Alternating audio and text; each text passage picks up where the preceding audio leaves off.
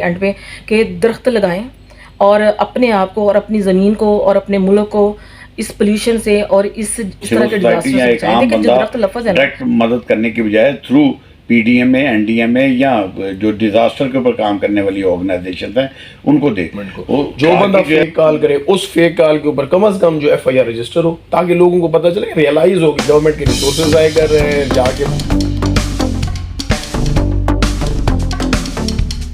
अस्सलामुअलैकुम Sam pro channel के प्यारे व्यूअर्स, मैं हूं सैमी चौधरी और आज मैं एक मीटिंग में शरीक हुई हूं जिसका इनेकाद ग्रैंड होटल में किया गया, जिसमें मीटिंग के इख्तिताम पर एक लंच का एहतमाम भी किया गया।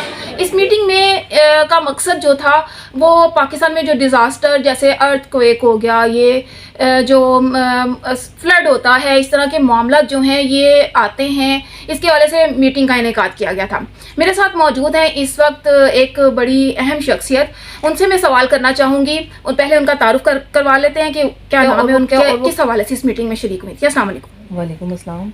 Thank you so much Sam madam Sam. मेरा नाम शाहिदा रफ़ीक है और मैं आरसीडीएस से बिलोंग करती हूँ, जो कि बेसिकली एक नॉन गवर्नमेंट ऑर्गेनाइजेशन है। ये जो मीटिंग हुई है ये प्रोविंशियल कोऑर्डिनेशन मीटिंग थी और ये पीआरपी की तरफ से ऑर्गेनाइज़ की गई थी, जिसमें गवर्नमेंट के अदारे और सिविल सोसाइटीज़ के जो थी वो इसमें इनकी कोऑर्डिनेशन थी इसके अंदर। और बेसिक ऑब्जेक्टिव इस मीटिंग का यही था कि जो 2022 के अंदर जो फ्लड आया है, जो एक डिज़ास्टर आया है जिसमें पाकिस्तान के 3 जो प्रोविंस है वो ऑलमोस्ट डिस्टर्ब हुए हैं, तो जो हमारी सिविल सोसाइटीज़ और गवर्नमेंट के जो अदारे हैं उन्होंने मिलकर जो उसकी रिहेबिलिटेशन के ऊपर काम किया है या फिर उनकी जिसको कहते हैं कि उनकी डेवलपमेंट के ऊपर काम किया, उसके ऊपर एक प्रोग्रेस शेयरिंग मीटिंग थी जिसके अंदर चैलेंजेस को भी डिस्कस किया गया कि किस तरह के चैलेंजेस उनको आए, उनके सोल्यूशन के ऊपर भी बात की गई, ताकि जब हम नेक्स्ट टाइम ऐसी चीज़ों को फेस करना पड़े तो हम किस तरीके से प्रिपेयर होकर आगे जाएंगे। तो इसका मकसद बेसिकली यही था।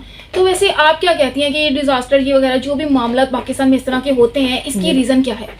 इसमें सैम उसमें रीज़न यही है कि जो मैं ये समझती हूँ कि इन्वायरमेंट चेंज हो रहा है और ये पूरी दुनिया का इन्वायरमेंट चेंज हो रहा है। अब रूट्स के ऊपर बात करनी चाहिए ना कि अगर ये हो रहा है तो ये क्यों हो रहा है, हमें रूट्स को पकड़ना चाहिए, प्रोएक्टिव होकर चलना चाहिए। पूरी दुनिया का इन्वायरमेंट चेंज हो रहा है, लेकिन देखें आप पिछले दिनों की अगर बात करें तो अगर हम बात करें जापान की या दूसरे कोरिया वगैरह की, तो वहाँ पर भी होते रहते हैं, ज़लज़ले भी आते रहते हैं, फ्लड भी आते हैं, लेकिन वहाँ पर प्रिकॉशियस जो मेजर्स होते हैं वो अडॉप्ट किए जाते हैं। तो मेरा ख्याल है कि इन्वायरमेंट तक तो चेंज हो रहा है तो हमें प्रिकॉशियस मेजर्स अडॉप्ट करने चाहिए और साथ साथ इन्वायरमेंट को प्रोटेक्शन के ऊपर काम करना चाहिए। और इन्वायरमेंट के प्रोटेक्शन, क्योंकि इन्वायरमेंट अगर डिस्टर्ब हो तो किसी रीज़न से हुआ है और वो पोल्यूशन है, हम जो आए दिन दरख्त काट रहे हैं वो है जिसकी वजह से इन्वायरमेंट चेंज है, मौसम चेंज हो रहे हैं और उसका असर जो है वो डिज़ास्टर की शक्ल में निकल रहा है। तो मैं तो इस चैनल के ज़रिए यही मैसेज दूंगी एंड पे कि दरख्त लगाएं और अपने आप को और अपनी ज़मीन को और अपने मुल्क को इस पोल्यूशन से और इस तरह के डिज़ास्टर से बचाएं। देखिए जो दरख्त लफ्ज़ है ना, इसके अंदर बड़ा मतलब छुपा है।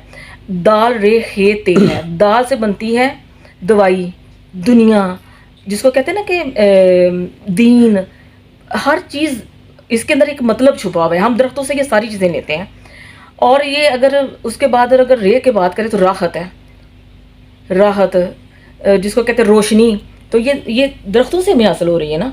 हमें ठंडक मिलती है, वहाँ से हमें सुकून मिलता है, हमारी ज़मीन को सुकून मिलता है और ये खुशी भी और खे से देखें खुराक है, हम दरख्तों से खुराक हासिल करते हैं। कोई ऐसी खुराक मुझे बता दे जो हमारे दरख्तों के बगैर हम फैक्ट्रियों में पैदा कर सकते हैं। अगर कोई फैक्ट्री में चीज़ बनती है तो उसका जो रीजन है वो दरख्त है। तो आगे अगर आप ते की बात करें तो वो तवानाई है, तंदुरुस्ती है। तो ये सारी चीज़ें अगर मिलके अब देखें तो इनका मतलब दरख्तों के पीछे सारी चीज़ें ये छुपी हुई हैं, इस दरख्त के अंदर इसका मतलब छुपा हुआ है। अगर हम चाहते हैं कि हम इस तरह के आफात से बचें तो उसका एक ही सोल्यूशन है और वो है पोल्यूशन का कंट्रोल, और दूसरा है, और इसका कंट्रोल यही है कि हम दरख्त लगाएं, दरख्त ज़्यादा से ज़्यादा लगाएं। अगर हमें कहीं पे कुछ दरख्त काटने पड़ते हैं फॉर कंस्ट्रक्शन पर्पज़, तो उसकी एक पॉलिसी बनी हुई है जो गवर्नमेंट ने बनाई हुई है, तो वो उसको इम्प्लीमेंट करें। और सिर्फ गवर्नमेंट का काम नहीं है या सिविल सोसाइटीज़ का काम नहीं है, हर शहरी का ये राइट है कि वो दरख्त लगाएं, अपने घरों के में लगाएं, खाली जगहों पे लगाएं, उनको पानी दें, सदका जारिया भी है, जन्नत में अपना घर बनाएं। क्यों हम जब कुछ हो जाता है तो उसके ऊपर ही मिलकर बैठ के उसकी रेमेडी के ऊपर जाते हैं। जो पहले से चीज़ें तैयार हैं वो तो हम करें, जो हम खुद कर सकते हैं। Thank you so much. Thank you so much ma'am ने बहुत अहम पैगाम दिया और मैं उम्मीद करती हूँ कि आप लोग भी इस पैगाम को समझेंगे और उस हिसाब से पाकिस्तान के लिए काम करने की कोशिश करेंगे। Thank you. अस्सलाम वालेकुम। वालेकुम जी। सर पहले अपना नाम और थोड़ा सा तारुफ करवा दें। जी मेरा नाम ज़फ़र मलिक है और एक सिविल सोसाइटी ऑर्गेनाइजेशन है आगाज़ फाउंडेशन, उसको मैं रिप्रेजेंट कर रहा हूँ। आज की मीटिंग में भी शामिल हुआ और इसके साथ साथ जो है वो एक पंजाब लेवल पे नेटवर्क बना हुआ है, शाह हुसैन रीजनल नेटवर्क, उसका मैं कन्वीनर हूँ। सर अब मेरा आपसे एक सवाल था। आज जिस हवाले से मीटिंग हुई उसमें ये अर्थक्वेक का और फ्लड वगैरह का जिक्र किया गया। तो अर्थक्वेक ये जो आते हैं और जो ये फ्लड्स वगैरह आते हैं, इसमें मुतासिरा लोगों की इमदाद करने के लिए लोग इमदाद करना चाहते हैं, लेकिन उनको एक कॉन्सेप्ट लोगों में ये भी पाया जाता है कि इमदाद तो रास्ते में ही हड़प कर ली जाती है, तो हम देकर क्या करेंगे। वो रिलायबल सोर्सेज तलाश करते हैं और वो इस वजह से बहुत से लोग इमदाद दे भी नहीं पाते। आप क्या कहते हैं? देखें, इसमें दो चीज़ें हैं। एक तो जो है वो इत्मीनान, हमारी जो लोग हैं उनका इत्मीनान दूसरों से नहीं है, और जो लेने वाले होते हैं उनके अंदर भी प्रोफेशनलिज्म है, यानी कि जिनको ज़रूरत भी नहीं होती वो इमदाद एक जगह से भी ले लेते हैं दूसरी जगह से, लेकिन जो वाइट कॉलर है वो उस तरह से ले नहीं पाता। मैं समझता हूँ कि हमारे पास जो है जो गवर्नमेंट लेवल पे NIC है उसके मुताबिक जो है वो चीज़ों को कोऑर्डिनेट करना चाहिए, उनकी मदद लेनी चाहिए साथ साथ। और ये जो है वो सिविल सोसाइटी या एक आम बंदा डायरेक्ट मदद करने की बजाय थ्रू PDMA NDMA या जो डिज़ास्टर के ऊपर काम करने वाली ऑर्गेनाइजेशन हैं उनको दे वो, ताकि जो है एक तो सिस्टम के मुताबिक दिया जा सके और उसे फैलाया जा सके। होता यह है कि मैं अगर एक यूनियन काउंसिल में रहता हूँ तो मुझे किसी जगह से इमदाद आई है तो मेरी कोशिश होती है कि मैं बजाय दूसरी यूनियन काउंसिल या तीसरी यूनियन काउंसिल के जाने के, तो मैं उसी यूनियन काउंसिल में ही सारी इमदाद दे रहा होता हूँ। तो इस तरह से जो है जो लोग रह जाते हैं बहुत सारे जो जिनको इमदाद की ज़रूरत होती है। सर हमारे यहाँ मेरा दूसरा आपसे सवाल ये है कि प्रिडिक्शंस कर दी जाती हैं पहले से कि सैलाब आएगा या अर्थक्वेक आएगा, इस तरह की प्रिडिक्शंस कर दी जाती हैं, लेकिन इन प्रिडिक्शंस को ये नहीं की जा सकती कि इन सैलाब से या ये जो अर्थक्वेक आएंगे इनसे निपटने के लिए क्या इकदाम करने चाहिए? हमारे यहाँ जैसे गवर्नमेंट के पास इतने वसाइल्स होते हैं, गवर्नमेंट के पास ऐसे रियासती अदारे मौजूद होते हैं जहाँ पे उन्हें ये प्रेडिक्शन भी पता चल जाती हैं और चीज़ें भी पता चल जाती हैं। लेकिन आज का सोशल मीडिया के हवाले से भी जो है वो हर बंदा जो है वो मोबाइल यूज़र है, तो मोबाइल से भी सोशल मीडिया के थ्रू भी उसे इन्फॉर्मेशन मिल जाती है। लेकिन मैं फिर वही कहूँगा कि हमारे यहाँ जो है वो इस तरह की सिविल सोसाइटी ऑर्गेनाइजेशन या जो रियासती अदारे हैं, मिसाल के तौर पे PDMA है, रेस्क्यू है या और इस तरह के अदारे जो काम कर रहे हैं इसी के ऊपर, डिज़ास्टर के ऊपर, उन लोगों को जो है वो एक तो प्रिडिक्शन करने में जो है वो बहुत मुतात होने की ज़रूरत है, और दूसरा लोगों तक उसका पैगाम पहुंचाना, और फिर तीसरा ये है कि ऐसे लोगों को वॉलंटियर्स जो है ऐसे लोगों को तैयार करना जो कि उन दिनों ज़रूरत के वक्त काम आ सकें। मिसाल के तौर पे मैं एक और थोड़ी सी देना चाहूँगा कि यहाँ से आज से 20-30 साल पहले आप देख लें तो स्काउट्स हुआ करते थे, या इसी तरह के जो है वो रेंजर्स के साथ काम करने वाले ऐसे लोग होते थे जो जंग के दिनों में या डिज़ास्टर के दिनों में उनकी मदद किया करते थे। अब हम आहिस्ता आहिस्ता उन चीज़ों की तरफ से निकलते आ रहे हैं, तो मैं समझता हूँ कि वो ज़्यादा ज़रूरी है कि आप दोबारा रियासती अदारे लोगों को प्रीपेयर करें। अब जैसे बांग्लादेश में बहुत ज़्यादा सैलाब आते हैं, बहुत सारे डिज़ास्टर आते हैं, लेकिन वो पूरी की पूरी कौम मुकाबला करने के लिए तैयार होती है। हमने भी अपने रियासती अदारों के साथ मिलकर इस तरह से काम करने की ज़रूरत है कि हम उसको प्रॉपर वे में काम कर सकें। सर हम तो कर लेंगे, लेकिन रियासत भी इस मामले में कुछ तवज्जो की, रियासत को भी दिलाने की ज़रूरत है ना। मैंने हर बात जितनी भी की है वो उसमें हर जगह पे रियासत को पहले नाम लिया, क्योंकि रियासत जो है वो हम ऐसा प्रेशर बिल्ड नहीं करते और रियासत ऐसी विल नहीं पेश करती।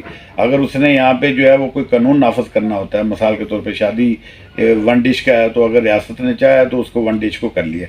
रियासत की विल जो बड़ी ज़रूरी है, रियासत की इम्प्लीमेंटेशन, चाहे वो हेलमेट के ऊपर हो चाहे 1 डिश के ऊपर हो। इसी तरह अब रियासत को सबसे पहले नंबर पे अवलीन तरजीह देनी चाहिए कि वो पाकिस्तान में जिस तरह से आगे डिज़ास्टर आने की पेशीन गोई की जा रहा है और इन्वायरमेंटल और क्लाइमेट चेंज की तरफ जिस तेज़ी से पाकिस्तान बढ़ रहा है कि मई के महीने में भी आज से 2 दिन पहले वहाँ पे पेशावर में सैलाब आया और बहुत सारा नुकसान हुआ।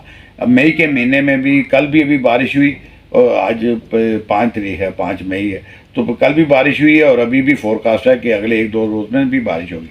तो इतनी ज़्यादा तब्दीली आती जा रही है इन्वायरमेंट में और माहौल के अंदर कि अभी हमें सबको तैयार रहना चाहिए इन सारी चीज़ों के मुतालिक। Okay sir, thank you so much. शुक्रिया जी वालेकुम सलाम। सर क्या नाम है आपका? शहबाज बुखारी। सर आप के किस यहाँ पे इस मीटिंग में तशरीफ लाए थे, क्या आपके व्यूज़ हैं इसके हवाले से? मैं जो जिस मीटिंग में हाजिर हुआ हूँ, क्योंकि ये डिज़ास्टर के ऊपर थी, हम प्रिपेयर्डनेस जो है अर्ली रिकवरी उसके ऊपर बात कर रहे थे, और ये प्रोविंशियल कोऑर्डिनेशन मीटिंग थी जिसमें तमाम स्टेक होल्डर जो है मौजूद थे, और हमने कुछ जो है पॉइंट्स के ऊपर इत्तफाक किया है जिनके ऊपर जो है आगे वे फॉरवर्ड बनाएंगे, और इंशाल्लाह उनको हम आगे वाले जो फ्लड और डिज़ास्टर जो भी है उसके ऊपर इम्प्लीमेंट करेंगे। सर यहाँ पे रेस्क्यू वाले भी शरीक हुए थे, डीजी भी वहाँ के हुए थे। आप मुझे थोड़ा सा ये बताइएगा कि रेस्क्यू वालों को बहुत सी फेक कॉल्स भी आती हैं और उस पर उनको रिस्पॉन्स भी करना पड़ता है, क्योंकि उनको ये पता नहीं होता कि ये फेक कॉल्स हैं। इसका सदुपयोग कैसे किया जा सकता है? लोग तो बहुत नॉन सीरियस हैं पाकिस्तानी अवाम। सिर्फ एक चीज़ है, वो है अवेयरनेस के ज़रिए हम इसको रोक सकते हैं, वरना कोई नहीं रोक सकता। मोबाइल जब मेरे पास है तो मैंने उससे कोई नंबर भी डायल करना है, 15 भी कॉल उस पर भी कर सकता हूँ, 1122 पे कर सकता हूँ। अवेयरनेस होनी चाहिए, लेकिन उसके लिए जो एक प्लेंटी भी रखनी चाहिए गवर्नमेंट को।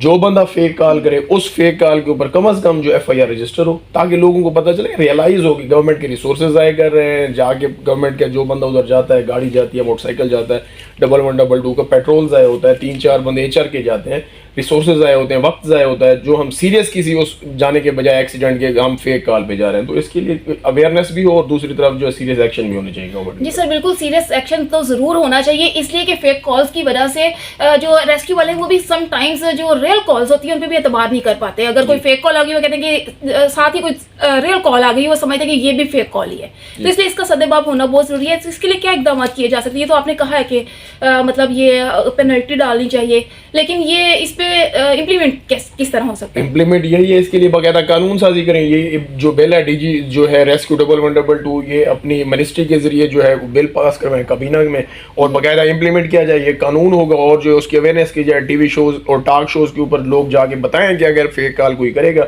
गवर्नमेंट के रिसोर्सेज और वक्त ज़ाया करेगा, और स्पेशली जो इस तरह के इदारे हैं, जो PDM है, 1122 है, पुलिस है, 15 है, अगर इस तरह के लोगों को टाइम ज़ाया किया जाएगा तो उस इदारे के खिलाफ या उस बंदे के खिलाफ जिसने काम किया, फैमिली के खिलाफ सीरियस जो है एक्शन लिया जाएगा। Okay sir, thank you so much. ये आपने बहुत अच्छा आइडिया बताया, इस पे आई थिंक ज़रूर अमल होना चाहिए। DG रेस्क्यू को भी इस सिलसिले में